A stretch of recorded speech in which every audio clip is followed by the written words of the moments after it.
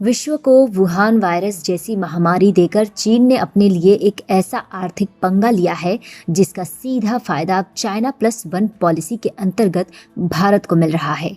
इस पॉलिसी के चलते भारत में फार्मास्यूटिकल प्रोडक्ट्स का निर्यात पहली बार 18% पर पहुंच गया है।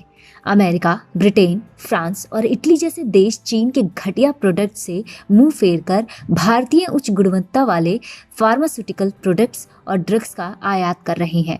इसके चलते थोक दवाओं के निर्यात में भी 9% की भारी वृद्धि दर्ज की गई है।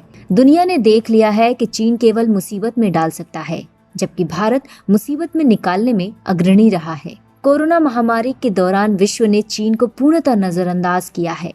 अमेरिका समेत यूरोप के लगभग सभी देशों ने अब चाइना+1 पॉलिसी का निर्वहन करना शुरू कर दिया है, जिसके तहत चीन के अलावा ये देश अन्य देशों से भी आयात को बढ़ावा देंगे और चीन पर पूर्णतः निर्भर नहीं रहेंगे।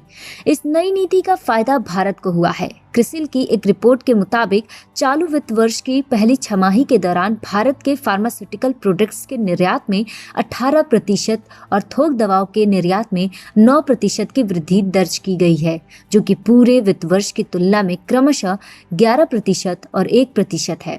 इससे भारतीय अर्थव्यवस्था पर भी एक सकारात्मक असर पड़ा है। इस निर्यात के बढ़ने की एक अन्य वजह भारत से API यानी कि एक्टिव फार्मास्यूटिकल इंग्रेडिएंट्स की बढ़ती मांग भी है। जिन देशों को चीन से धोखा मिला है, उनका रुख भारत की ओर बढ़ा है। अमेरिका और यूरोप जैसे बड़े बाजारों में दवाओं की मांग बढ़ने के कारण निर्यात में वृद्धि हुई है।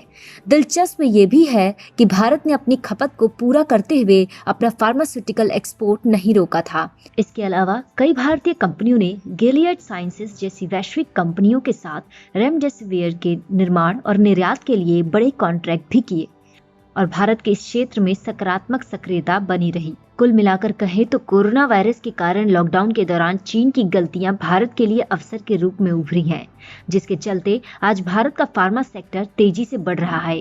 जहां एक तरफ फार्मास्यूटिकल प्रोडक्ट्स और थोक दवाओं के निर्यात और घरेलू खपत में वृद्धि हुई है, जिससे भारत का रेवेन्यू बढ़ा है, दूसरी तरफ चीन को इस दौर में केवल आलोचनाओं का ही सामना करना पड़ा है। कोरोना वायरस के खौफ के दौरान भी चीन अपनी PPE किट और टेस्टिंग किट देकर लोगों की जिंदगियों के साथ खिलवाड़ कर रहा था, जिससे उसकी आलोचना हुई। यही नहीं, चीन की वैक्सीन पर भी किसी देश को कोई भरोसा नहीं रहा है।